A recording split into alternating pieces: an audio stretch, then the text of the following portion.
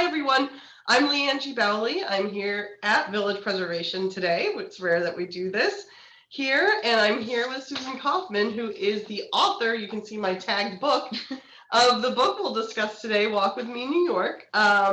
Just a few things about Village Preservation. For those of you who don't know us, we were founded in 1980, and we serve Greenwich Village, the East Village, and NoHo.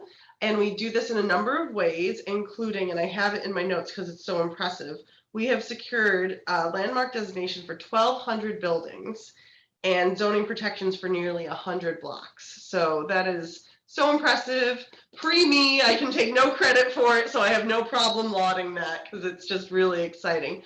Along with that preservation work that we do advocacy. You can see we've done some great things about 14 Gay Street and different things going on in the village right now. And we do programs like this where they're free, open to the public, everything from book talks to walking tours. We're getting ready to launch January, so we hope you check that out. And we are a membership organization, so all of this is supported by donations from all of you, for membership fees. So we do ask that you check that out, and we'll send you an evaluation form after with all this information. That's kind of my spiel, Susan, so thank you for sitting through that. But now let's get started. And how about you tell us a little bit about yourself? I mean, you've just got such an impressive professional history. If you want to talk about that a little bit and into what brought you to being inspired to write this book. Well, very long story short, but it does lead into why I did the book. I was a magazine editor for about 30 years. I worked at women's fashion magazines, so it was a very visual world, and I worked in fashion. I started at Mademoiselle, if any of you are old enough to remember that magazine, now defunct. And then I worked for Glamour, which is still around, but online. Print is now defunct. Yeah. From there, I went to launch Us Weekly, Celebrity Land. Back to Mademoiselle, fashion director, folded. Finally, I ended up at People and started a magazine called People Style Watch, which was all about celebrity fashion and fashion for all and democratizing fashion so that people could really enjoy it and buy into it. Long story short, again, the magazine industry kind of imploded in the last 5-10 years, and I found myself with my career at a standstill, basically. But the interesting part about working on magazines, and we would do focus groups and get feedback on what people loved and didn't like. And running a magazine, I was the editor-in-chief of Style Watch, so I had a whole team of people. And while I was at Style Watch was when Twitter started and Instagram started and social media started. And I thought, oh, what is this stuff? What does this mean? And what is this going to mean in my world? And Twitter was never my thing because I was more visually inclined, and Twitter is really more for writers and people who want to express their opinion in the written word. But when Instagram started, I thought, oh, this is kind of interesting because it's visual, it's photo taken. I've always loved photography. Even when I was at Mademoiselle and Glamour, I had a Nikon camera with a portrait lens, and I actually shot people, not buildings. I shot models, and I professionally too. While I would style the model, shoot the model, and do magazine stories. So I did have photography in my background. And when Instagram started, I wasn't really sure what my take was going to be. But as I say in the opener, the intro to my book, around 2012, I got a Fitbit, so I would start walking more. And I had my Instagram, I had just started, and I thought I need to walk more. And having a phone with a camera on it, which I could take with me anywhere I went, and thinking I need to start figuring out what I'm posting to Instagram. I always had an obsession with doors for some reason. So as I was walking, trying to get my 10,000 steps in and looking around me and started noticing, wow, I live in the village. I live in this incredibly beautiful place. There are beautiful old brownstones with interesting doors. And I started doing my hashtag door of the day. When I left my job, I had a lot more time to explore. And that's when my Instagram started taking off, and I started really discovering what I like to shoot and my style of shooting, which organically led to this book. That's long story short. Well, that's incredible. And that makes so much sense, I think, having looked through the book and hearing that you did portraits. I mean, I knew about your background and style, but that makes sense because this does feel very like you're taking portraits of these different places in New York. I think that's a very interesting way to put it. What did you, and let's talk about the cover, because the cover is just incredible. If you all, I don't know how the lighting is, but does anyone recognize this? yeah, anyone want to put in the chat where this beautiful spot is? Anyone know? We're sitting only about 2 blocks away from it. Oh, okay. There's a, and There's we're at the St. Mark's Rectory in our offices. Anyone want to type in the possible? Well, someone's got it on their coffee table and they love it, they said.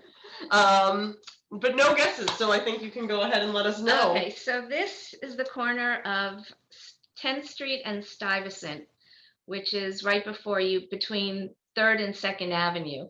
And I am obsessed with this building. I've shot it pretty much in every season. Wow. I love that it's one of the few, like the Flatiron Building, one of those corners that you don't find very often in New York.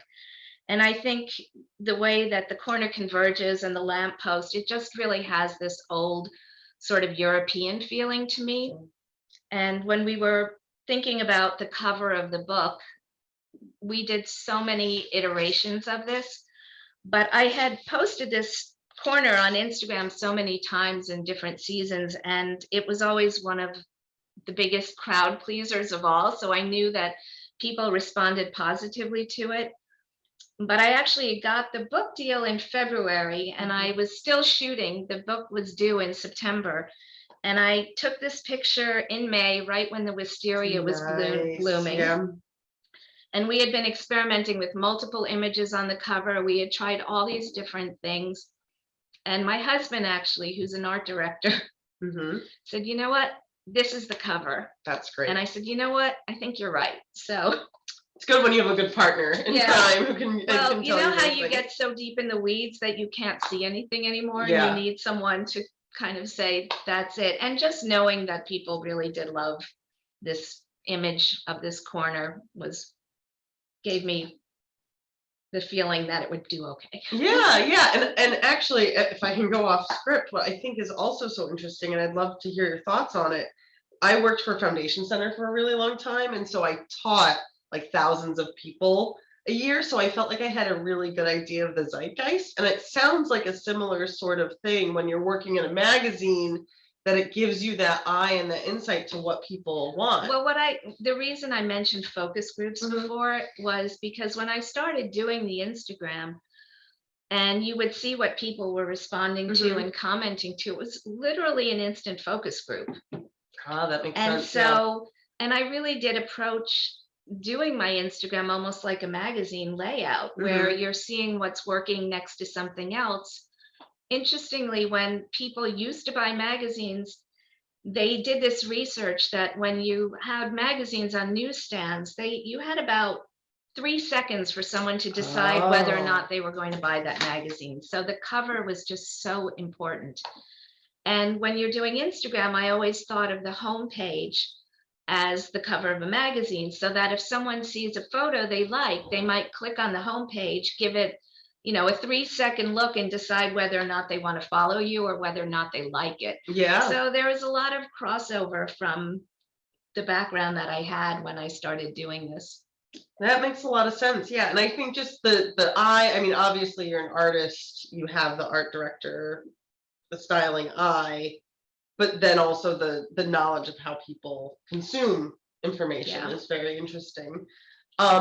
So that's some of the fun things, and the cover worked out and it's beautiful. What were some of the harder parts of putting together this book? I think people really, someone wants to nominate it for an Apple Award. An Apple Award? What is that? I don't know. Susan, let us know what an Apple Award is in the chat. And also, if you have questions, feel free to start putting them in the Q&A or the chat. We will get to them at the end. But for now, what were some of the tough things? Two of the hardest things were narrowing down the neighborhoods, making sure I had enough to feel like I could fill in, and leaving a few out was tough. And really editing all the photos. I have thousands and thousands and thousands of photos, and the West Village chapter was probably the hardest chapter to edit because I had to get rid of so many pictures that I loved. And I'm like, but I love this one. No, no room. And to make it do the layout so that they visually made sense and the story of each neighborhood made sense, you really had to edit with a fine tooth. But when it's your own work, it's very hard to, it's like choosing between children. But I love that photo, but no. And then the writing, I'm not a natural writer, so that was the part I was least excited about doing. And writing 238 captions and trying not to use the same 4 words over and over. I had a thesaurus on my computer. New words for charming, for lovely, for stunning, for whatever. There's just only so many adjectives that make sense for the kinds of pictures that I do. But actually, once I started writing, it was really interesting because each neighborhood I had a relationship with, and it made me emotional sometimes because I started thinking back about all of my experiences in New York and in these neighborhoods and how they've changed. So there was a personal aspect to it, but also historically, it was very interesting because as I was writing each intro for each neighborhood and even a lot of the captions, I was looking up and learning even more history and discovering many really interesting facts that I didn't know before. So it was challenging, but it was also rewarding in a different way from the visual side of it. Yeah, and that's so interesting how even that research, if it didn't end up in the book, that you were like, oh, this is a historic site. And I love history. Yeah, how it would inform your continuing to shoot and the other things. That's so. I was actually an art history major, but great. I love history overall, which is why I think I respond to what the village preservation does is saving some of these beautiful historic properties so that they're still around for all of us to enjoy and to learn about our history as a city and as people. Yeah, I mean, it's so much our mission, but also just as a human, I think, and especially post-COVID, to walk around the neighborhood and see things that are still there that connect you back to the beginning of the city is very important. I had another question for you that popped up for me while we were talking. Oh, so you had an icon, you worked with film. I was just interested in, like, how is it harder to edit because digital gives you so many options, or is it? No, it's much easier. It's much easier. My husband's always yelling at me, "You're always on your phone." I said, "But it's not my phone. I'm editing pictures." Yeah. In the past, when I shot with the Nikon, I would get slides and I'd have a light box and I'd have piles and piles of slide and I'd be looking over them with a loop. That's exhausting. Yeah. This is a lot easier and you edit as you go and it's so fast and easy. And I think I say it in the intro in the book that when I would travel, I always carried my camera with me. I had my lens, I'd have bags of film, and I wanted to discover everything wherever I was. And I used to take pictures of laundry hanging and beautiful in Italy and bicycles. And I was just always indoors, but I was always exploring and shooting. And I never carried my camera in New York, ever. You know, I was working in New York. I wasn't thinking about taking pictures. And as I said, you know, just having this always with me. Yeah. So many of these pictures, I didn't set out to shoot them or to do a book. I just was walking and noticing, and this was always here. So I always had a way to take a picture. That's amazing. That's amazing. And because you hear different things from different people about digital versus film. And so that's a very interesting take. Well, the quality is very different. And I think it's like anything analog, like listening to a record on an actual LP is very different than digital. If you're doing big, beautiful prints, if you're doing something much more artistic, there's nothing like film. Yeah. But for what I've been doing and for posting and developing this Instagram world and following other people and being exposed to all these things, it's just so easy. Yeah, and accessible. I mean, that's incredible. So what are your top 3 streets to shoot? Oh, that's hard. My top street to shoot, I probably have the most pictures of this one street in the book, is 10th Street between 5th and 6th Avenue. Oh, okay. Yep. And I actually live on 10th Street, and I would walk to Citarella, which is on 6th Avenue, and between 10th and 11th, or then I'd go to Jack's for my coffee on 10th, or to Three Lives Book. And so I'm always back and forth on that street. And as I said in the book, before I started taking pictures and before Instagram, I would walk on that street. I never noticed anything. And then all of a sudden I thought, this is one of the most beautiful blocks in Manhattan. And not only is it incredibly beautiful, but the history on this one block, Mark Twain lived on the block, Emma Lazarus lived on the block, Marcel Duchamp, Edward Albee. The buildings themselves are just incredibly beautiful. And throughout the year, as you can see in the book, I shoot in every season. So it's not just, these are both 10th Street, the carriage house where Edward Albee lived, and this is James Renwick Jr.'s architecture in the snow. That's 10th Street. Give you one more. These are also both 10th Street, different side of the street during the fall.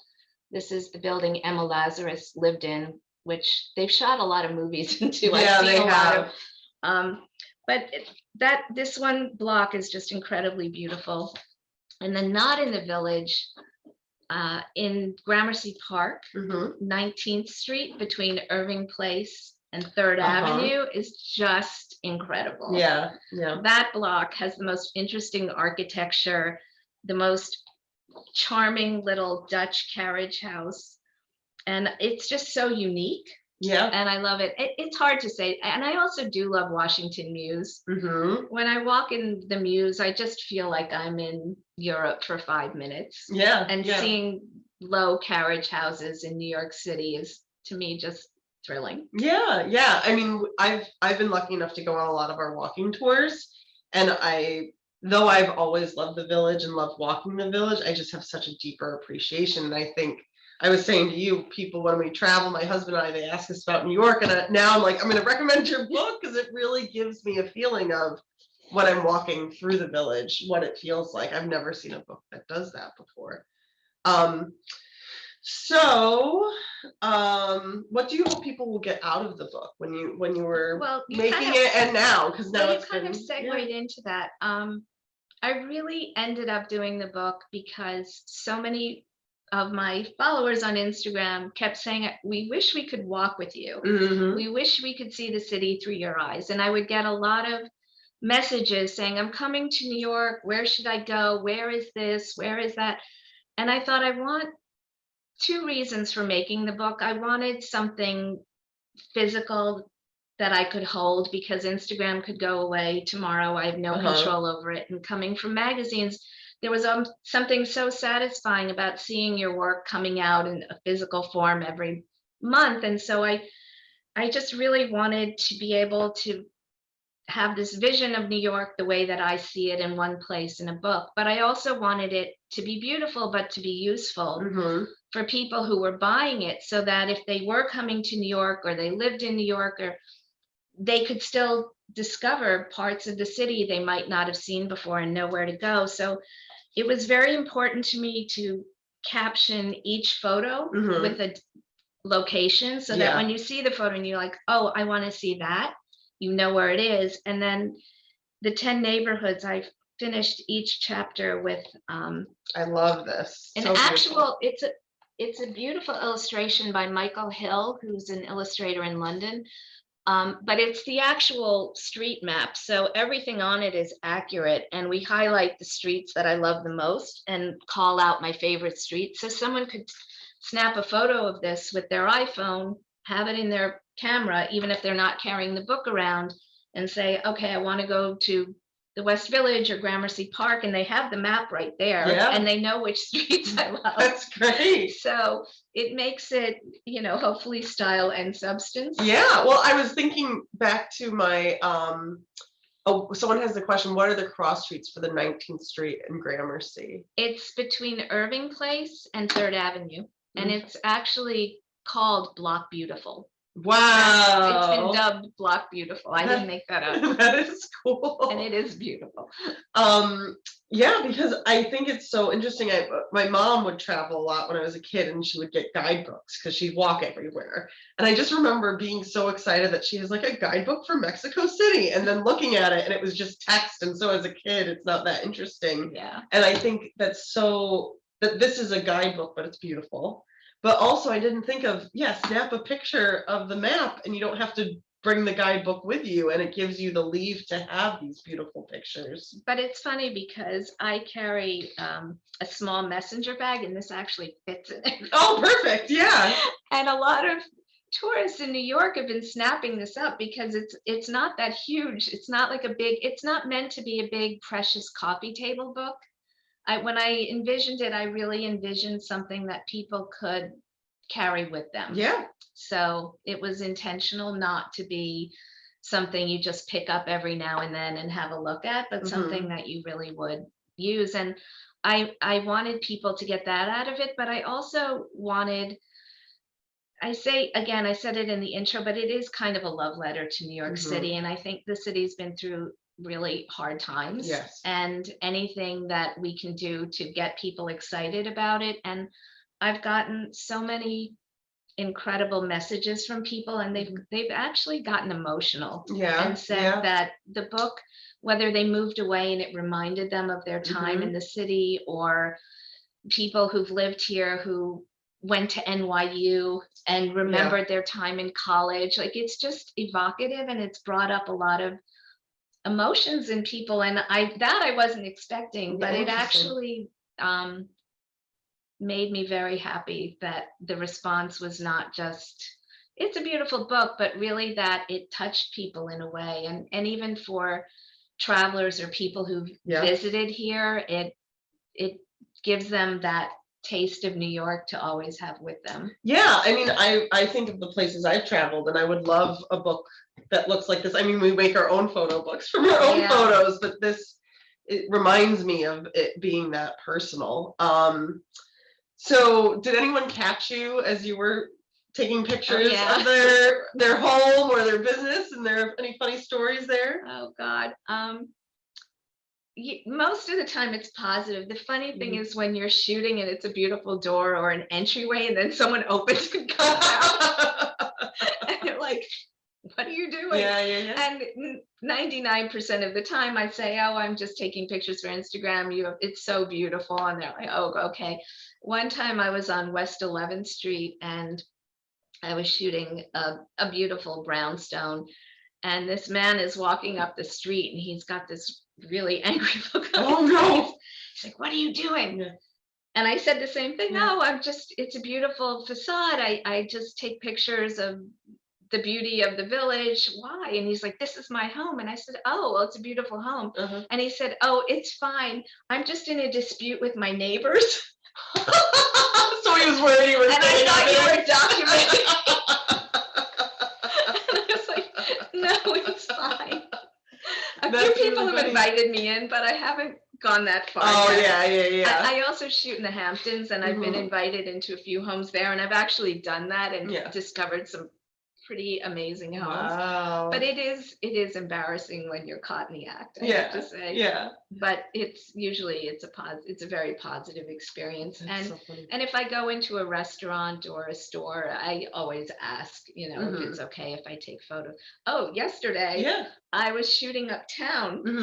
I decided to go to the Upper West Side, not in the book. I'm sorry for anyone who lives in the Upper West Side. One of those tough things. I know, it was like, they're not going to be happy. And I wanted to just get more up there. So I was at the Apthorpe, and they have a beautiful, if anyone's on Instagram, you can see the photo today. They have a beautiful ornate gate and a wreath in front. And then in the courtyard was a beautiful Christmas tree and a menorah. So I'm walking in like, I want to take a picture. This guard stops me. Oh no. And he said, what are you doing? And I said, oh, I just want to take a picture of the Christmas tree. He's like, you can't go in.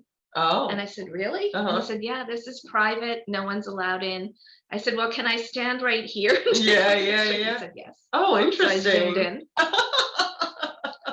It's so interesting because the public-private space in New York is the line is so unclear. I mean, there are a few places I didn't know you could enter, like Patchen Place. Yeah. And I would only shoot through the gate. And then one of my followers lived there, and she said, the door's always up. You can push through the gate. You're allowed to come in. Yeah. And I said, oh, so that's was really lovely. Nice. Yeah. But today I was shooting Sniffin Court again, which I'd never even heard of before I started. Do people know Sniffin Court in Murray Hill? Anyone know? You'd never notice it. You'd walk right by, but it's this beautiful historic little muse, but it's locked. I've never been in there. So if anyone knows anyone who knows, let me through the gate. Yeah, let us know. It could be in another book. Yeah. And Susan asked, do the people whose windows and stoops know that they're in your book? So the restaurants know. Some of them do. Some of them have been following me and have said, oh, that Gramercy Park, I've shot their Halloween decorations, and they have they're in the book. It's one of the original wrought iron. They almost look like they're in New Orleans. And they do these incredible displays for Halloween and for the holidays. And the last time I shot it, she reached out and said, that's my home. We love doing it. We're so happy that you're showing it. So nice. Yeah, I've definitely heard from people, and overall they're happy. That's good. And then Gail says there was a theater company in Sniffin Court. Yes. So they shot was it The Doors? They shot a Doors album cover in there, I think.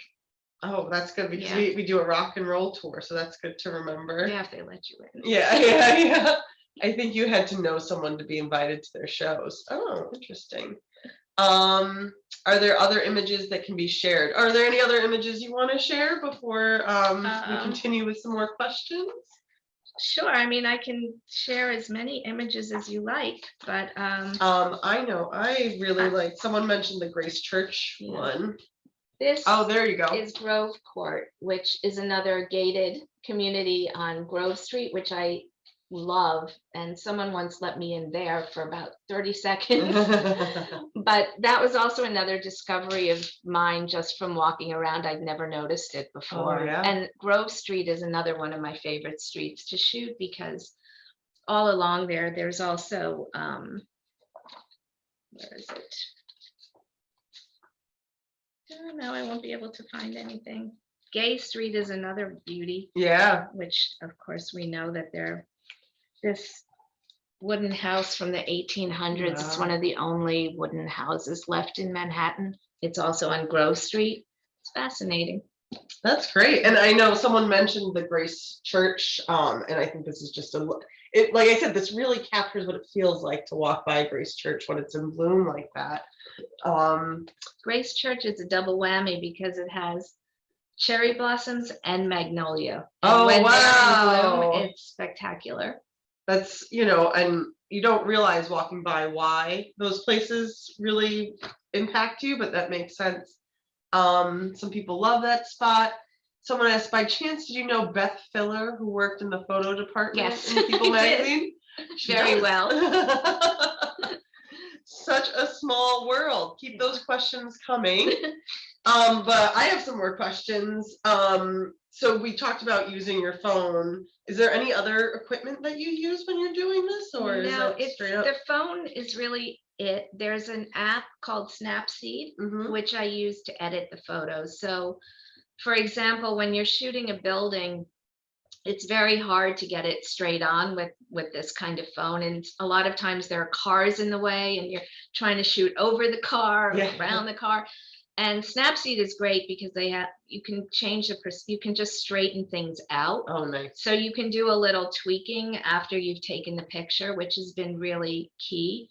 And then other than that, when I post it for Instagram, I use a filter called Ludwig, which just gives it a little bit of a pop. But I don't stray too far from that. But no Photoshop, no bells and whistles, really.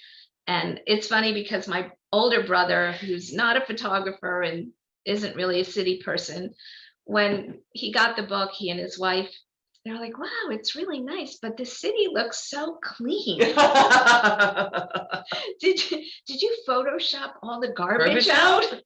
And I said, no, I didn't Photoshop garbage out, but a lot of times I'll kick it out of the way. Yeah. But that's interesting. Yeah. I try and keep it as real as possible while also just making it framing up the shot and stuff. Yeah, but that's what we would all do. So we talked about Instagram. What else do I want? Oh, so in the intro, you mentioned charming for New York City. And although we talked about this, I think New York City is super charming. A lot of people don't think of New York City as charming. So what made you use that word? And kind of, can you talk about that feeling about New York? Yeah, I think people think of Paris and they think beautiful and charming. You think of London, you think beautiful and charming, or Florence. European cities, I think you think that word will come to your mind. And when you think of New York, I think you think of skyscrapers and energy and, gritty and sort of modern. I don't think most people think of New York as having neighborhoods that have more humane sized buildings and that have beautiful stoops or beautiful florists, or there's so many pretty parts of New York, but they're also interspersed between, side streets. They're not always on the main avenues. So I just think people who don't live in New York or have this image of New York, I don't think charming would be a word that they would ever, if you said describe it in 5 words, I don't think charming would be one of them. Yeah. But I think after this book, and hopefully, people will say, oh, there is charm to this city. Yeah. But I guess you could say charming, and you could define it however you want. If you find skyscrapers charming, or the charm of the energy, but my charm is more quiet and sort of more European and the beauty of it's truly like the beauty of New York through the lens of Susan Kaufman is a great way to put it, because it is just some of the most beautiful things I've seen. Okay, and now, so we've talked about free printing, Susan. That is incredible. So what's it feel like, and are there any surprises when the new printings come out to you? Or I did this book really with very low expectations. I just really wanted something to hold in my hands to say, I did this book. It was sort of a dream of mine. And I knew that I had followers on Instagram who I felt would support me in this, but I really didn't expect it to do as well as it's been doing. And so the first printing sold out of the warehouse from Abrams after 3.5 weeks. Wow. Yeah. And then it took another month or so to get the second printing in. And then that sold out within a month. So we literally just got our third printing, and the book is back and available as of about a week ago. I hope they ordered enough this time, because people are buying multiple copies. That's also been so surprising. This one store in the West Village that has been selling them like crazy said this woman, they get a lot of tourists there, and one woman bought 22 copies to bring back to Italy as Christmas gifts. Oh my goodness, Susan, they should invite you to Christmas. I know. I speak Italian. I'm going. Yeah. That's how amazing. No, but just the response from people all over the world has been crazy. And it was bought and printed in Germany, in German. So it's being sold in Germany, Switzerland, and Austria, which I was not at all expecting either. But just the response and it sounds really trite, but I think everybody looks for a purpose in life. And while I was working, that was sort of my purpose. And then you stop working and you say, all right, what's it going to be? And especially through the pandemic and being able to continue shooting and posting and hearing from people and hearing a response that it's meant a lot to them to see these images or to have this book and to reacquaint and re-fall in love with New York. That's been really satisfying. So I think it's touched a bit of a nerve. And I, as I said, I wasn't expecting it, but I'm really, really touched and happy. Yeah. And I think that as we continue to work on gathering more as a community and everything, this is a great way to kind of bridge that gap between the the isolation of the pandemic and having this guide and then actually going out and doing the walking. Yeah. So if you were going to take us on your favorite walk, what would that entail? We talked about your favorite spots, but your favorite walk, what would that entail? I think it would have to be the West Village. Okay. I mean, Tell it's us just about so it. walkable, and there's so many different parts of the West Mhm. Village, and it really does feel like you can just get lost. Yeah. And the streets are not on a grid, so you really feel like you can lose yourself there. Mhm. Plus, there's so much history. Yeah. And thanks to preservation, again, I when I walk, I look at the plaques, Uh-huh. and I'm learning something each time I go. Mhm. So I'm not a tour guide. I don't Yeah. have the history down. I can't. So my tours are just, again, about finding the beauty. And what I would do when I would walk, and I recommend this for everybody, Mhm. is if I shot something, I would go home and I'd Google the address, and the amount of information that you can find out Yeah. about, and even seeing some of the interiors of these buildings. If you're a real estate junkie like I am, Mhm. I'm looking at the facades, but I love seeing what they actually look like. inside. And I did the village preservation tour when they did them, Mhm. Yep. and some of those, but you're not allowed to take photos, which was Oh, that which must was be so really- hard. yeah, that was really difficult. Yeah, yeah, yeah. Really, I can't take, because there are some incredible brownstones that are Mhm. part of the tour, and you Mhm. get to see inside of them, which is really Very cool. very cool. So Might- yeah, it would be the Might West happen Village. again soon at some point. I hope stay so. stay tuned. I really hope so, because it's a great way to raise money for the organization, but Yeah. it's also great for people like me who love seeing them. Yeah, and we just did an event at Westbeth, and they did open studios there, and I'm wondering if we can kind of integrate that to it too. Excuse me.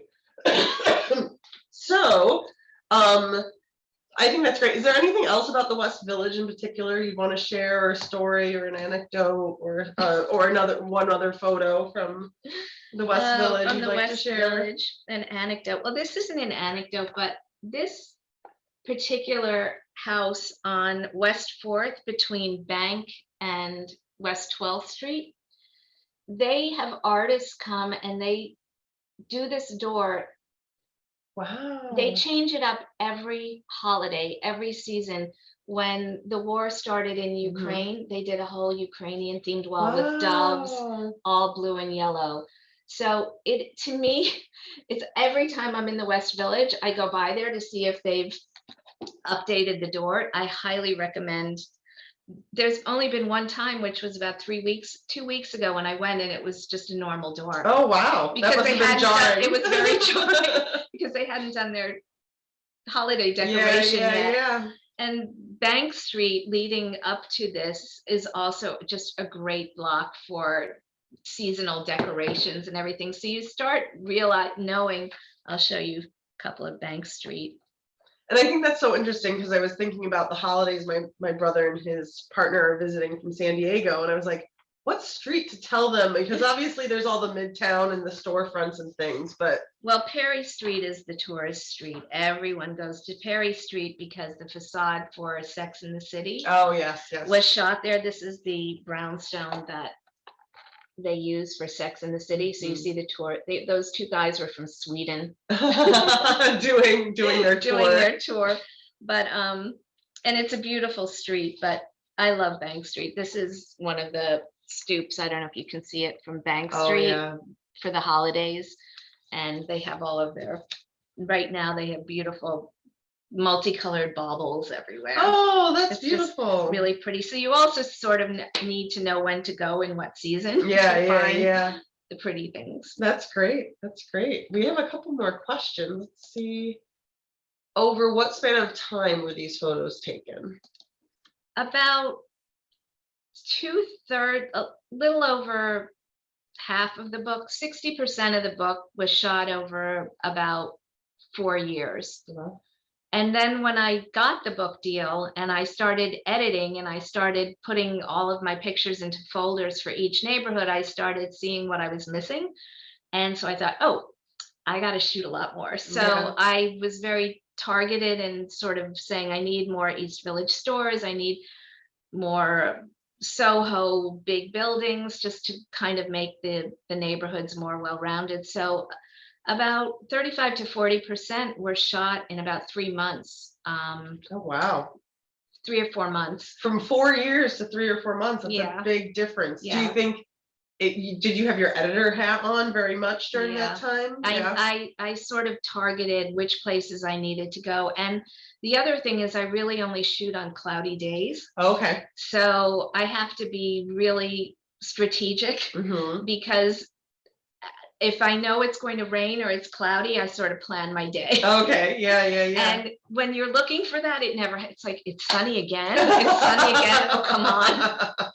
Why is it still sunny? Sunny. That's so funny. Yeah. So you're hoping for those spritzy rainy days are my favorite. Yeah. So about 35% were shot in the last. Wow. When I got the book deal. That's incredible. Including the cover. So I got lucky. Yeah. And then someone asked, what kind of phone do you use? And I would ask, was it the same phone the whole time? Did you have to switch phones? So the 4 years worth were shot on the 6S. Oh, wow.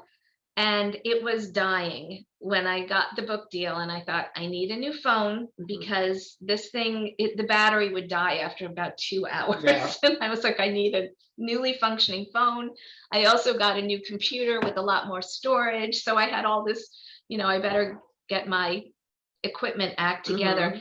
So when I was getting the new phone, I didn't want a bigger, newer, fancier phone with more gizmos because I really wanted the quality to be as equal to the 6S so that the photos would all be consistent. And I didn't want super sharp and super vibrant. I really wanted the same kind of feeling. So when I went to Verizon to get the new phone, they were laughing at me because they're like, you want this? And I also like the size of it. Yeah. But as you can see from the back, there's only one lens. There's nothing fancy. So I don't think it's about the equipment. I really think it's what you're seeing. And I worked with a lot of professional photographers over my lifetime. Of course, the best photographers have the best eye and also know technically. Those are the Irving Penns of the world and the super photographers. But I also worked with a lot of great photographers who technically weren't very good. They hired assistants, but they knew the photo they wanted. They knew how to get that photo. And at the end of the day, that was sort of, to me, just observing, that was the most important thing, because people who have great technique or great equipment can't necessarily take a great photo. Yeah. No, I'm a choreographer, so that is so true, especially with movement. To capture it, you really need someone with a good eye. And I would find sometimes the people with the best equipment were not necessarily the best people to capture it. But it's got to be something a little more than technique. The artistry to it. That's great. And I'm not saying I'm an artist. Well, I am. There are artists out there. I just shoot what I like, and I know what I like. So. Well, you've got the eye for it, And then Michael's asking, any more plans for another book in the future?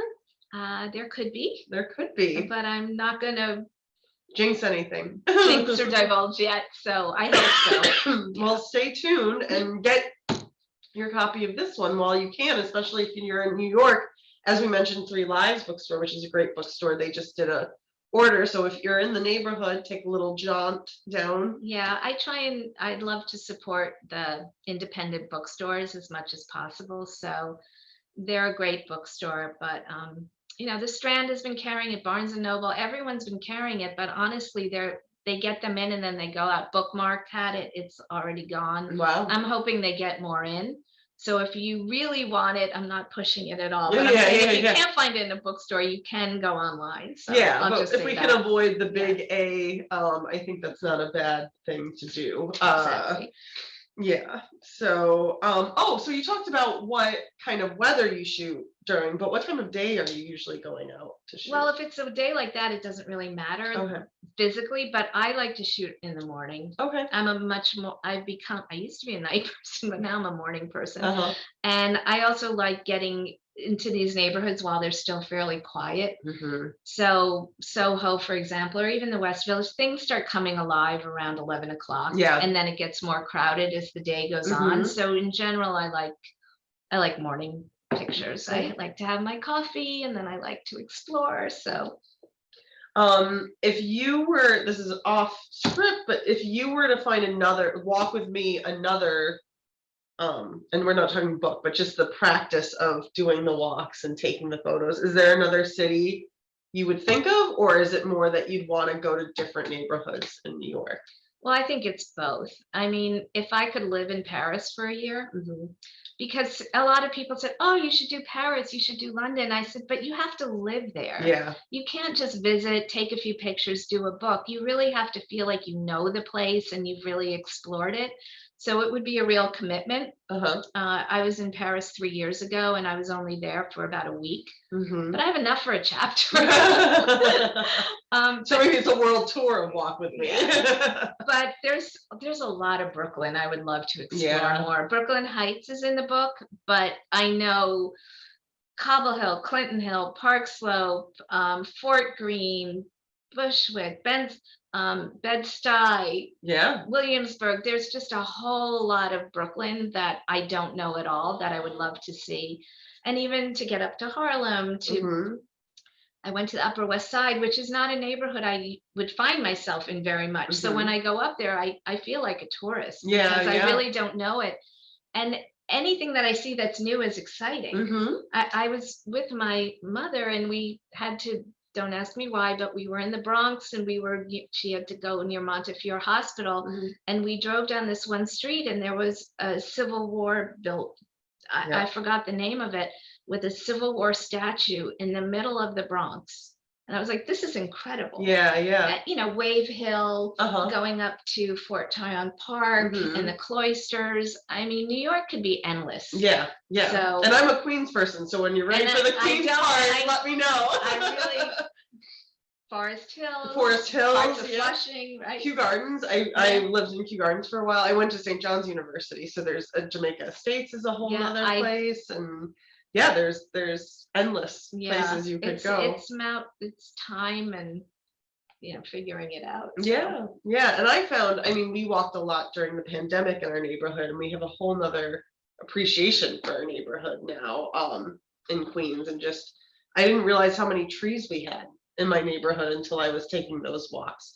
Or is there anything that surprised you from doing this, that something you noticed, either patterns or aspects you had noticed? It's not a surprise, but to your point, and I think this is one of the other things I hope people will get from the book is, when I hear this from people, it makes me really happy, is that when you do slow down and you do actually look, that's really key. And I find myself, my husband gets mad at me because he thinks I'm distracted. I'm going to get hit by a car or run over or something, and I have to be careful because honestly, New York City right now is insane. It's not the cars, it's the scooters, it's the electric bikes, it's people going in every direction. So be careful if you're walking. And sidewalk, there's a lot. Anyway, I forgot the question now. So, anything that surprised you or that you noticed, like patterns you've noticed or anything in the neighborhoods you were walking through that it took that pause and slowing down to find? Basically what I was talking about before, just noticing things I've never noticed before, like Grove Court. Or Sniffin Court. When you're walking and you're looking straight ahead, you're not noticing, and also looking up. When I was in the Upper West Side last summer, I started noticing there were a lot more carved faces on facades of buildings there than I've seen in other neighborhoods. And that was very surprising to me. I was like, there was something about the architecture in the period where a lot of these brownstones on the Upper West Side were being built, where they were using these motifs a lot. And then there are a few in the East Village, but very few in the West Village. And so little things, little details like that that I personally find interesting. You know what else I'm kind of obsessed with, and I don't think I do a book on it, but it would be a fun project. Barbershops are very cool. They are. There's a a lot of great barber shops out there with amazing windows and displays. I have one in the book, which is like, this is a barber shop. That was just crazy. But that could be a really fun book at some point for someone if you wanted to get super, super niche. Yeah, yeah. And the East Village has a ton of very so cool many barbers. really great barbershops here. Yeah, I just have to show everyone. Oh, wow. That's a barber shop. That's incredible. Isn't that crazy? That is wild. So things like that I never would have thought about. Yeah, yeah. That's so great. And then another question for you is, when you were doing your research, where were you going to do research? Was it simple Google when you got home, or then did that get you down like a rabbit hole? Did you go to the public library at all? Or? No, I bought a lot of books. So there's a book called Bricks and Brownstones, which is a beautiful book about the history of brownstones in New York. There's a book, just the Lower East Side Village Preservation did one about the East Village and the Lower East Side.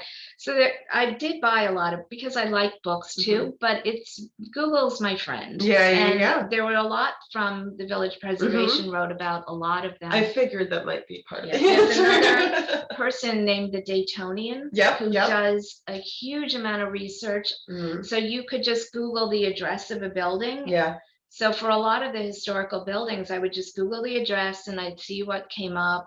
And I'd also go to the preservation site. Murray Hill has a great one too, that has a grid of every block and the buildings on it and which ones are important. So it was really fascinating. Yeah. Like, I didn't know that Brooklyn Heights has over 600 pre-Civil War buildings in Brooklyn Heights. Yeah. Interesting. And it was the first landmarked neighborhood in New York. Yeah, they set the standard. So yeah. So things like that really, that you wouldn't have known. Yeah, you couldn't put it all in the book because obviously I'm not writing a history of New York book, but I tried to put a few snippets here and there. Yeah.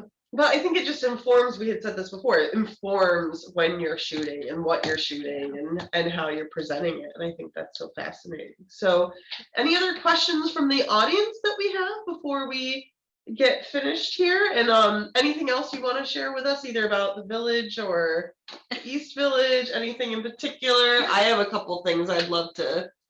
You already showed that I already pulled. I'm curious what other people find. Yeah.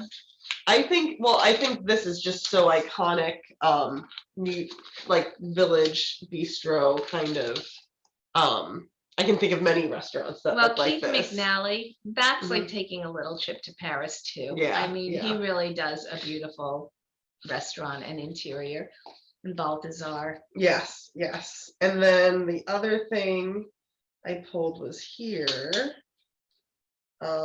This is florists. It's funny that you mentioned florists, because I notice florists in neighborhoods too, because it's just a beautiful place to kind of see things come alive. Well, the other surprising thing, and the other thing that's changed in New York, sorry, I have an itchy nose.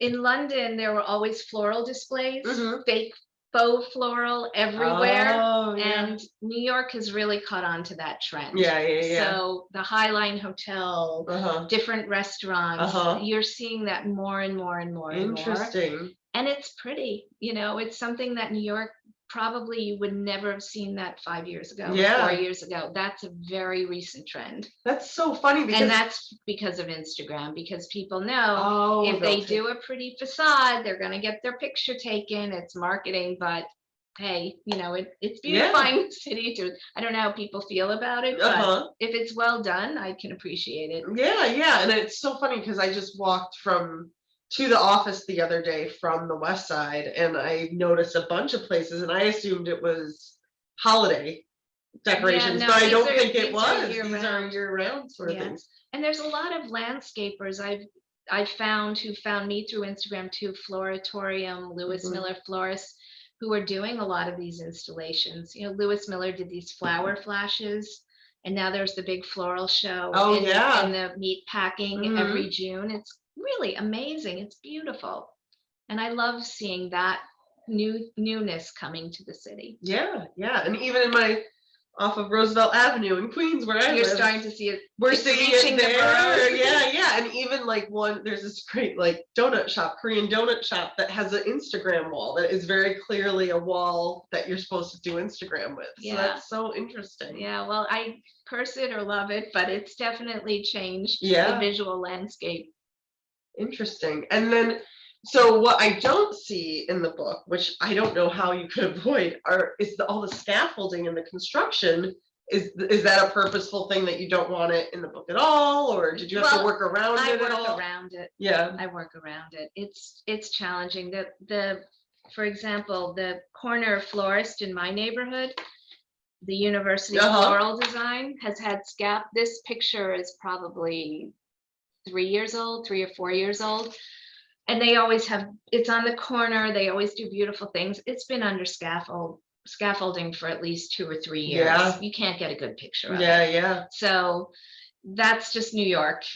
And there's more and more. My own building has been under scaffolding since the pandemic. So. Yeah. But it has, they're old buildings. They got to be maintained. Yeah. But that's always the funny thing when things come down. It's almost like the taking the walk for the first time. You can really appreciate it again.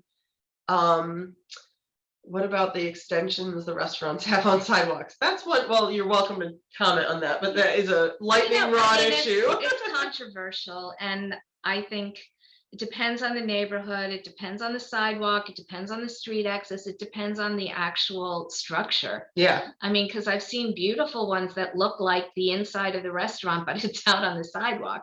And I think, when they're done well, or it's a sidewalk cafe, I think Jack's wife Frida has one in Soho on the corner, and I swear it's like being in Paris, and it's beautiful. And it's not obstructive, it's not on the street. I love that. I think it really just depends on the neighborhood, and of course it's quality of life for people who live there and how they're affected. So for me, I've taken some nice pictures of some really beautiful examples when it's done well, but I mean, who knows what's gonna, and it was necessary to help businesses, and I think it really did help a lot of businesses. If they're back on their feet and it's, a shed that needs to get torn down. Yeah, that's all I'm gonna say. Yeah, and I have no comment because I am here in Village Preservation. Yeah. Any other questions before we wrap up, or anything else you'd like to share? You know what? I wrote this down before I came because I just wanted to thank all of the people who have followed me and have written to me, and that every comment that I read, every review that I read, I take personally, and they mean a lot to me. And there was one that was a review, and it made me cry. Oh, beautiful. And I just wanted to read what he wrote because it was one of the first when the book came out, and I was so nervous. Not knowing if people were going to like it or not. And I don't know who he is. His name is Roger DeBlanc, and he lives somewhere in California. Okay, well, Roger, this goes out to you. This goes out to Roger. He wrote, reads like a bedtime storybook, made me dream of New York City. As a local currently living on the West Coast, this book was such a comfort. Every photo, even of places I've never seen, was like seeing them again. I had tears in my eyes from the first page to the last. Oh, that's so beautiful. So, thank you, Roger. Yeah, thank you, Roger. And thank you, Leanne. Yeah, and thank you, Susan, because I was saying when Susan sent us this book, I immediately was like, we need to do this because it's just so beautiful. And hearing, hearing the story behind it is even more wonderful. And the community you've built online and then in person. Maybe once we're back nicer weather, we can do a walk or something together. That'd be great. I'll do it in any weather. So. Yes. As long as you bundle, we're good. Hurricanes. Yeah. Snowstorms. Yeah. We've done it all. So, but with that, I think we're good. So thank you so much, Susan. Thank you for having me. Yeah, and everyone who registered will get a link to purchase the book, and we will also put it on our YouTube page so people will know into perpetuity. Oh God. How to get access to the book. But Walk With Me New York, Susan Kaufman. It's just been a thrill. So thank you so much. Thank you.